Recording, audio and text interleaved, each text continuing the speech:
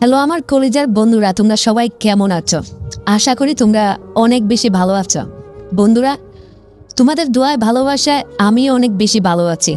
আজকে তোমাদের জন্য নতুন একটা ইন্টারেস্টিং একটা গল্প নিয়ে হাজির হয়ে গেলাম। আজকের এই গল্পটা শুনলে তোমরা অনেক বেশি বিনোদন পাবে, অনেক বেশি বিনোদিত হবে। তাহলে চলো বন্ধুরা, গল্পটা শুরু করি।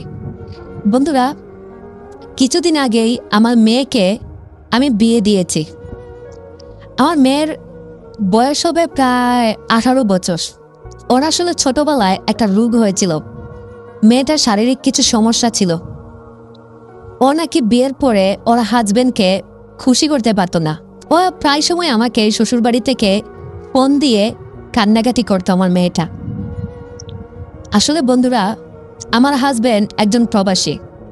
সে মূলত অনেক দূরে বসবাস করে, ঠিক আছে, অনেক দূরে থাকে। তো আমার দুইটা ছেলে আছে। আমার দুই ছেলে, তাদের দুইটা বউ আছে, এই বাড়িতেই থাকে। আর আমার একটা মাত্র মেয়ে। মেয়েটাকে অনেক যত্ন করে কষ্ট করে মানুষ করেছি। এখন মেয়েটাকে কিছুদিন আগে বিয়ে দিয়েছি। স্বামীর বাড়িতে নাকি মেয়েটা সুখে নেই। মেয়েটার জামাইয়ের নাম ছিল জুয়েল। জুয়েল ও আমাকে খুব পছন্দ করে। আমি ওকে যা বলি ও তাই শুনে। কিন্তু ইদানিং জুয়েল আমার ফোন ধরতেছে না। তার কারণ হচ্ছে আমার মেয়েটা। আমার মেয়ে নাকি জুয়েলকে খুশি করতে পারতেছে না। একটা পুরুষ মানুষকে যেই রকম স্বাভাবিক সুখ দেওয়ার দরকার, আমার মেয়েটা কোনো কিছু পারতেছে না। তার একমাত্র কারণ হচ্ছে বন্ধুরা, ছোটবেলা মেয়েটা অ্যাক্সিডেন্ট করেছিল। তখন কোমরে ও অনেক ব্যথা পেয়েছিল। ও আসলে একটানা খাটে শুয়ে থাকতে পারে না, আবার ওই যে একটু বসে থাকতে পারে না। ওর কোমরে অনেক জায়গায় হাত দিতে অনেক ব্যথা কাজ করে, ঠিক আছে। তো ও আসলে শরীরে এইরকম সমস্যা আছে ওর। এখন ওকে আমি কি করব, ওকে নিয়ে আমি বড় মহা বিপদে আছি বলতে গেলে, মহা বিপদে। আমি কি করব আমি যেন কোনো কিছুই বুঝতে পারতেছিলাম না। আমার মেয়েটা প্রতিদিন আমাকে কান্নাকাটি করে ফোন করে। একদিন আমি চিন্তা করলাম যে আমি আমার মেয়েটার শ্বশুরবাড়িতে যাব, ঠিক আছে। সেখানে গিয়ে আমি দেখি কি হয়। যাই হোক বন্ধুরা, আমার যে মেয়েটা বিয়ে হয়েছিল জুয়েল, যে জামাই, আমার জামাই হচ্ছে শহরে বসবাস করে। সে হচ্ছে ঢাকা শহরে থাকে। সেখানে নাকি কোনো একটা প্রাইভেট কোম্পানিতে সে জব করে। এখন সে যেহেতু জব করে, আমার বউকে আমার মেয়েকে তার বউকে কিন্তু সে ঢাকাতেই নিয়ে গেছে। সেখানে সে একটা ওই রুমের একটা ফ্ল্যাট বাসা নিয়ে সেখানে বসবাস করে। কারণ সে আগে ব্যাচেলার ছিল। কার ব্যাচেলার থাকতে থাকতে তার ওই ম্যাচের খাবার দাবার নাকি ভালো লাগে না, যে কারণে তার মা বাবা তাকে বিয়ে করিয়ে বউকে পাঠিয়ে দিয়েছে ওই জায়গায়। আর তার মা বাবা হচ্ছে গ্রামে থাকে। তো আমি আমার বড় ছেলে আর ছোট ছেলের কাছ থেকে আমি অনুমতি নিলাম। আমি তাদেরকে বললাম, বাবা তোরা কয়েকটা দিন বাড়িতে থাকিস, খেয়াল রাখিস। আমি কয়েকটা দিন আমার তোর বোনের বাসায় যাব। আমার মেয়ের নাম ছিল নিপা। তো আমার বড় ছেলে মিশন বলতেছে, হ্যাঁ মা যাও, তাতে এটা কি আবার আমাদেরকে বলা লাগে নাকি? আমরা খেয়াল রাখবো না, যাও, সমস্যা নেই। আর দেখো তো ওর কি হয়েছে, সারাক্ষণ ফোন দিয়ে আমাকে কান্নাকাটি করে। আসলে কোনো কিছুই আমি বুঝতে পারতেছিলাম না। আসলে বন্ধুরা, আমি বুঝতে পারতেছি যে আমার জামাই খুশি না। তো আমি গেলাম সেখানে। যাওয়ার পরে বাসে করে গেলাম। যাওয়ার পরে আমি সেখানে পৌঁছালাম। তো আমি যাওয়ার পরে এই মেয়ে আমাকে দেখে একেবারে কান্না করে দিল। রুমে যেতে না যেতেই কান্না করে দিল। দিয়ে আমাকে বলতেছে, মা তোমার জামাই জুয়েল তো আমার গায়ে হাত তুলে আমাকে মারধর করে, আমাকে বিশ্রী ভাষায় গালাগালিও করে, ঠিক আছে। আমি বললাম কেন? তখন ও আমাকে বলতেছে, মা ও আসলে রাতে আমার সঙ্গে ওই কাজটা করতে চায়, কিন্তু আমি আসলে মা আমার কোমরে অনেক ব্যথা। তাছাড়া আমার বুকেও তো কিছুদিন আগে অপারেশন করিয়েছিলাম, সেখানেও ব্যথা। ওকে আমি এই কথা বললে ও আসলে আমাকে আরো বেশি মারধর করে। ও আমাকে বলে আমি বিয়ে করেছি, আমি আমার বউর সঙ্গে এই কাজ করবো, বউ দেয় না, এই সেই। ও অনেক কিছু বলে। মা, ওকে আমি কোনোভাবে বোঝাতে পারতেছি না যে আমার শরীরটা আসলেই অসুস্থ, আমার শরীরটা ব্যথা। মা, তুমি যেহেতু এসেই পড়েছ, ওকে একটু বোঝাও না মা। আসলে কি করব বন্ধুরা, আমার মাথায় কোনো কাজ করতেছিল না। জামাই বিয়ে করেছে, এখন তার বউর সঙ্গে তো সে তো চাইবেই এই কাজটা করার জন্য, তাই না? তাছাড়া ছেলেরা তো বিয়ে করেই এই কাজটা করার জন্য। এখন ও বিয়ে করেছে, ও তো চাইবে ওর বউর সঙ্গে, ও তো আর বাইরের অন্য কোনো মেয়ের সঙ্গে এই কাজ করতেছে না, তাই না? তারপর আমি ওদের সংসারে গেলাম। আমি প্রায় সময় আমার মেয়ের হয়ে আমি রান্না বান্না করতাম, জামাইকে খাবার দাবার দিতাম। তো জামাই আবার আমাকে এমনি আবার খুব সম্মান করত, আমাকে আবার খুব রেসপেক্ট করে, আমার সামনে আবার কোনো কিছু বলে না ওইভাবে। তো জামাই আমাকে বাসায় দেখে সে আমাকে সালাম দিল। রাতে যখন অফিস থেকে এসেছে আমাকে সালাম দিয়ে বলতেছে, আরে শাশুড়ি আম্মা, আপনি কখন আসলেন? ভালো আছেন? আমি তখন বললাম, ভালো আর কই থাকতে দিলা বাবা, তোমাদের জ্বালা যন্ত্রণায় আর তো শান্তিতে থাকতে পারলাম না। আচ্ছা ঠিক আছে, বলো তোমার কি অবস্থা। তখন জামাইও জুয়েল দেখলাম অনেকটা মন খারাপ করেই, চোখে মুখে দেখলাম অনেক হতাশা নিয়ে সে আমাকে বলতেছে, না আম্মা, আপনারা ভালো আর থাকতে কই দিলেন, এমন একটা মেয়ে দিছেন, এই মেয়েটা শুধু অসুস্থই নাকি হয় সব সময়, সে তো আমার কোনো চাহিদা পূরণই করতে পারে না, আমাকে তো সে খুশি করতে পারে না। এ কি এক মেয়ে দিছেন আম্মা। যাই হোক, আমি আম্মা খুব একটা বেশি ভালো না। আসলে আপনার মেয়ে আমাকে খুশি করতে পারে না, ওইদিকে আমিও অফিসে সবার সঙ্গে রাগ চেঁচামেচি করি, আমারও মন মেজাজ খুব একটা বেশি ভালো না। যাই হোক, আপনি কি খাওয়া দাওয়া করছেন? আমি বুঝলাম যে আমার মেয়ের জামাই জুয়েল, তার চোখে মুখে অনেক হতাশা, সেটা তার মুখ দেখেই বোঝা যাচ্ছে, সে অনেক রেগে আছে, আমি বুঝতে পারলাম। তখন আমি জামাইকে বললাম, আচ্ছা জামাই, তুমি যেটা চাচ্ছ সেটা হবে, তুমি সেটা পেলে খুশি তো, তোমার মাথা ঠান্ডা হবে। তখন দেখলাম জামাই আমাকে বলতেছে, আর হইল, আপনি আমাকে সান্ত্বনা দিচ্ছেন না, আপনার এসব সান্ত্বনা মান্তনা আমি কোনোভাবে গায়ে নিচ্ছি না। আমি তখন বললাম, সান্ত্বনা না, আমি তখন ওকে কানে কানে বললাম, আমি তোমাকে সত্যি দিব ব্যবস্থা করে। তখন দেখলাম জামাই একটু মনটা ভালো করলো। তারপর রাতে খাওয়া দাওয়া করে আমি নিপাকে বললাম, নিপা তুমি ঘুমিয়ে পড়ো, ঠিক আছে? নিপাকে আমি বন্ধুরা ওকে এক গ্লাস দুধ দিলাম, দুধের সঙ্গে ওকে একটা ঘুমের ট্যাবলেট মিশিয়ে দিলাম। আমি আমার মেয়েকে বললাম, হেরে মা, এই দুধটা তুই খেয়ে নে। তখন আমার মেয়ে নিপা বলতেছে, মা আমি দুধ খাবো না, আমার একেবারেই ভালো লাগতেছে না। আমি নিপাকে বললাম, গরুর দুধ নিয়ে এসেছি বাড়ি থেকে, বুঝছিস, এই দুধটা খা, তাহলে তোর শরীরটা একটু ভালো লাগবে, তখন জামাইকে একটু আদর সোয়াগ দিতে পারবি, জামাই এমনিতেই রেগে আছে, না খা এটা। তখন আমার মেয়ে দুধটা খেয়ে বলতেছে, মা আমার কেন জানে ঘুম পাচ্ছে। তখন আমি আমার মেয়ের জামাই জুয়েলকে নিয়ে একটু বাসার ছাদে গেলাম। ছাদে দেখলাম কেউ নেই, ঢাকা শহর, গাড়ির ট্রাফিক জ্যাম, শব্দ, কত কিছু, চারিদিকে কত মানুষ, কত ভিড়, অথচ সবাই যার যার মতো ব্যস্ত। তখন আমি জামাইকে বললাম, আচ্ছা জামাই বলো তো কি হয়েছে। আমার মেয়ে তো আমাকে ফোন দিয়ে প্রতিদিন কান্নাকাটি করে, আসলে মেয়েটাকে খুব যত্ন করে মানুষ করেছি তো, ওর দুঃখ কষ্ট কোনো কিছু সইতে পারি না বাবা, তুমি নাকি ওর গায়ে হাত তুলো। জামাই এটা কোনো কথা, তোমাকে কত ভালোবাসি, কত সম্মান করি তোমাকে, এটা তুমি কি করো, মেয়েদের গায়ে কি কেউ হাত তুলে? তখন জামাই বলতেছে, মা কি করব বলেন, গভীর রাতে যখনই মনটা চায় একটু, তখনই আপনার মেয়ে এই তালবাহানা করে প্রতিদিন, এইভাবে কতদিন আর সহ্য করব? আমি কি ওকে বিয়ে করি নাই মা বলেন, কাগজে পত্রে সব কিছু অনুষ্ঠান করে বিয়ে করে ওকে এই বাড়িতে নিয়ে এসেছি মা। এখন আমি যদি আমার চাহিদাটা নাই মেটাতে পারি, তাহলে আমি কাজে গেলে, অফিসে গেলে আমার মন মেজাজ কি ভালো থাকে? আপনি বলেন তো, এখন আমি কি করব? আমার কি করার আছে? আমি আর পারতেছি না মা, আপনার এই মেয়েকে আমার সামনে থেকে নিয়ে যান তো। তখন আমি জামাইকে একটু সান্ত্বনা দিলাম। আমি জামাইকে বললাম, দেখো বাবা জামাই, বিয়ের আগে আমি তো সবকিছু খুলে বলেছিলাম যে ওর দুইটা চিকিৎসা হয়েছে, একটু অসুস্থ, কিন্তু তুমি তো তখন ওর চেহারা দেখে পাগল হয়ে গেছিলে। যাই হোক, এখন আর এত কথা বলতে চাচ্ছি না। এখন যেটা কথা হচ্ছে, তোমার যেটা লাগবে এটা কি খুব দরকারি? তোমার জামাই বলতেছে হ্যাঁ মা। তখন আমি আমার জুয়েল জামাইকে বলতেছি, আচ্ছা আমাকে তোমার কেমন লাগে? তখন বলতেছে, আরে আপনাকে তো ভালোই লাগে। আমি বললাম না, অন্যভাবে। তাই ধরো আজকে রাতে যদি আমি তোমার পার্টনার হই, তখন তুমি আমাকে কি কি করবে এবং কেমনে কেমনে করবে? জামাই একটু লজ্জা পেয়ে গেল। ও বাবা! আমি তখন জামাইকে বললাম, তোমার আবার লজ্জাও আছে? হ্যাঁ। আচ্ছা আচ্ছা আচ্ছা, এত লজ্জা পেতে হবে না, তুমি আমাকে বলো। তখন জামাই আমাকে বলতেছে, আপনাকে কাছে পেলে তো দারুণ হয় বিষয়টা।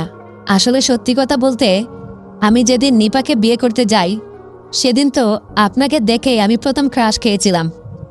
আমি মনে মনে ভাবতেছিলাম, শ্বশুর আব্বা বিদেশে থাকে, এই জিনিসটাকে কিভাবে সামাল দেয়। আসলে আপনাকে তো আমার ওই দিনই ভালো লাগায় কাজ করেছিল। আপনি আমার শাশুড়ি হন বলে কখনো খুলে বলতে পারি নাই। আপনি কি সত্যি আমাকে দিবেন? আমার একদমই বিশ্বাস হচ্ছিল না। আমি জামাইকে বললাম, হ্যাঁ তোমাকে দিব, কিন্তু তার আগে বলো তুমি আমাকে কাছে পেলে আজকে রাতের জন্য কি কি করবে? তখন জামাই আমাকে বলল, শাশুড়ি মা, কত কিছু যে করব আপনাকে, মন ভরে আপনাকে দেখব, আদর করব, কাছে টানবো, সোহাগ করব, ভালোবাসবো। আমার ভিতরে, এই বুকের ভেতরে যত জ্বালা আছে সব মিটাবো। আজকে আমি একদম ক্ষুধার্ত হয়ে যাব। জামাইয়ের এই কথা শুনে আমি একদম পাগল হয়ে গিয়েছিলাম। আমি জামাইকে বললাম, আচ্ছা ঠিক আছে জামাই, আমি তোমাকে তোমার যা যা লাগবে আমি তোমাকে সব কিছু দেব। শুধু আজকে না, আমি এখানে প্রায় 2 মাস থাকবো, ঠিক আছে? আর এই 2টা মাস তোমার কাছে সময় আছে, তুমি সব কিছু আমার সঙ্গে করতে পারবে। কিন্তু একটা শর্ত আছে, আর সেই শর্তটা হলো, আজকের পর থেকে তুমি নিপার গায়ে আর হাত তুলতে পারবে না, ওকে কোনোদিন আর খুঁচা দিতে পারবে না, মারতে পারবে না। আরে ওর কিছু চিকিৎসা দরকার, বুঝছো? ওর কিছু ওষুধ খেলে আর কয়েক সপ্তাহ ডাক্তার দেখালে ও তো ভালো হয়ে যাবে। পরে ওর কোমরের ব্যথাটা ভালো হয়ে গেলে তারপর ওকে তুমি সারা জীবন তোমার নিজের মতো করে আদর করতে পারবে, সবসময় ভালোবাসতে পারবে। তুমি এইটুকু সময় সহ্য করতে পারতেছো না, নিজেকে কন্ট্রোলে রাখতে পারতেছো না, তুমি কেমন পুরুষ জামাই? আচ্ছা ঠিক আছে, আসো, আমি আজকে দেখব, আজকে রাতে তুমি কত পারো আমিও দেখব। যদি জামাই না পারছো আমার, তাহলে তোমার খবর আছে। তখন মেয়ের জামাই আমাকে বলতেছে, আমি পারবো পারবো। আরে আপনি জানেন কতটা দিন আমি এই সময়ের জন্য অপেক্ষা করে আছি? আমি পারবো, আপনি আমার উপর বিশ্বাস রাখতে পারেন। তখন আমিও ভাবলাম, ইস, কতদিন ধরে আমিও তো উপোস হয়ে আছি। আসলে সত্যি কথা বলতে, আমার জামাইও তো বিদেশে আছে। তাছাড়া আমার মতো এই 40-38 বছরের মহিলা এখন এই বয়সে কার কাছেই বা যাব? যাক বাবা, একটা সুযোগ পেয়েছি, মনে মনে ভাবলাম। আমি জামাইকে বললাম, তাহলে চলো নিচে চলো, রুমে যাই। তারপর বন্ধুরা, রুমে এসে দেখলাম আমার মেয়ে নিপা একেবারে ফুল ঘুমিয়ে আছে। আসলে ওকে আমি একটু ঘুমের ট্যাবলেট দিয়েছিলাম গরুর দুধের সঙ্গে, কারণ ও যদি ঘুম হয় তাহলেই আমরা একটু শান্তি মতনে জামাইয়ের সঙ্গে একটু কাজ করতে পারবো। তখন আমি জামাইকে আমার রুমে নিয়ে গেলাম। যেহেতু 2টা রুম, একটা রুমে নিপা ছিল আর একটা রুমে আমি ওকে নিয়ে গেলাম। নিয়ে যাওয়ার পর আমি যখন আমার কাপড়েরটা খুললাম, 3 পিসটা, জামাই তখন আমাকে এই অবস্থা দেখে ওর মাথা একেবারে পুরো পাগল হয়ে গেছে। আমার ফিগার দেখে, আমার সাইজ দেখে জামাই আমাকে বলতেছিল, শাশুড়ি মা, আপনি সুন্দর আমি জানতাম, কিন্তু এতটা বেশি সুন্দর এটা তো আমি কখনো কল্পনা করি নাই, সত্যি। তখন আমি জামাইকে বললাম, ঠিক আছে দেখবো তোমার কত বাহাদুরি, কত কিছু তো বলতেছো, মেয়েটাকেও কতদিন জ্বালাচ্ছ, মারতেছো। তোমার এই অত্যাচারে অতিষ্ঠ হয়ে আমি সেই গ্রাম থেকে চলে এসেছি। তারপর বন্ধুরা, জামাই ওই রাতে সারা রাত আমার সঙ্গে একটা আসরে ছিল, পুরো একটা নেশায় ছিলাম বন্ধুরা। আমি দেখলাম আসলে যেমনটা ভেবেছিলাম যে এই যুগের ছেলেপেলেরা মনে হয় খুব একটা বেশি তেমন মানে পারে না, অনেকে একটু তবে জামাই দেখলাম সেদিক থেকে মোটামুটি, তবে আরেকটু ভালো হবে মানে নিয়মিত এ কাজ করলে। আমি জামাইকে বললাম, জামাই তুমি তো তেমন ভালো করতে পারো না, কত বড় বড় ডায়লগ মারতে পারো। তোমার জামাই আমাকে বলতেছে, আপনার মেয়েকে বিয়ে করার পর থেকে বিগত 6 মাস সে তো আমাকে কিছু দিচ্ছে না। আসলে শাশুড়ি মা, অনেক সময় অফিসে বাসায় ওয়াশরুমে গিয়ে হাত দিয়েই কাজ ছেড়ে ফেলতাম, এই জন্য একটু সমস্যা হয়ে যাচ্ছে। আরে কিছুদিন আপনার সঙ্গে থাকলে সব ঠিক হয়ে যাবে। তারপর এইভাবেই চললো আমাদের জীবন। মাঝে মধ্যে আমার জামাইও আমাকে বিদেশ থেকে কল করতো, আর আমি আমার মেয়েকে কোনো কিছু বুঝতে দিতাম না। আর আমার জামাইও জুয়েল এখন আমার মেয়ের সঙ্গে ভালো ব্যবহার করতেছে। আসলে বন্ধুরা, আমি জীবনে কখনো কারো সঙ্গে এমন কাজ করি নাই। আজকে আমি আমার মেয়ের জামাইয়ের সঙ্গে আমি এমন একটি কাজ করলাম, এইটার জন্য সত্যি কথা বলতে আমি খুবই লজ্জিত। কিন্তু আমার কাছে এই ছাড়া কোনো উপায় ছিল না, কারণ মেয়েটার সংসারটা টেকাতে হবে, যে করেই হোক ওর সংসারটা আমাকে টেকাতেই হবে। কারণ ওর এই সংসারটা খুব ধুমধাম করে বিয়ে দিয়েছে। এখন যদি এই শারীরিক চাহিদার কারণে যদি সংসারটা ভেঙে যায়, তাহলে অনেক বড় একটা সমস্যা হয়ে যাবে। এই জন্য আমি আসলে খুব করে চাইছিলাম যে ওর সংসারটা ঠিকই থাকুক। তারপর মেয়ের জন্য আমি জামাইকে খুশি করলাম, এখন জামাই দেখলাম খুশি। তারপর আমি মেয়ের এখানে এই 2টা মাস ছিলাম। 2টা মাস জামাই প্রতিদিন নিপা যখন ঘুমিয়ে পড়তো প্রায় 10টা-11টার দিকে, ঠিক ওই সময় জামাই আমার কাছে চলে আসতো। তারপর দরজা বন্ধ করে এইভাবে 2টা মাস আমরা সময় কাটিয়েছি। জামাই এখন অনেক বেশি খুশি, অনেক আনন্দিত। তবে জামাই আমাকে বলেছে, শাশুড়ি মা, আপনার মেয়ে যদি সুস্থ হয়ে যায়, হ্যাঁ, আমাকে আপনি মাঝে মধ্যে দিবেন এবং মাঝে মধ্যে আপনি আমার এই বাসাতে আসবেন, ঠিক আছে?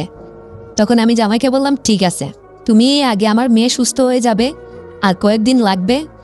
ও সুস্থ হওয়ার পর তুমি ওকে আগে সুখ দিবে। ও যদি খুশি হয় এবং আমার সঙ্গে যদি ও তোমার বিষয়ে ভালো কিছু বলে, তখন আমি আবার তোমাকে সুযোগ করে দিব।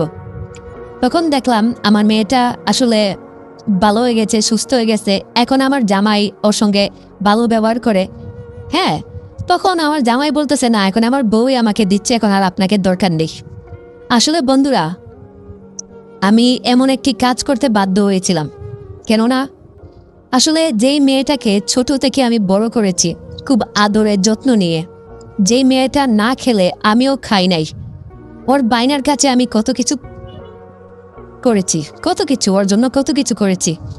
এখন এই মেয়েটা যদি সংসারটা ভেঙে যায়, আসলে আমি মা হিসেবে কখনোই নিজেকে ক্ষমা করতে পারতাম না, কখনোই নিজেকে ক্ষমা করতে পারতাম না। এই জন্যই বন্ধুরা, আসলে মেয়েটাকে আমি সুখে দেখতে চেয়েছিলাম।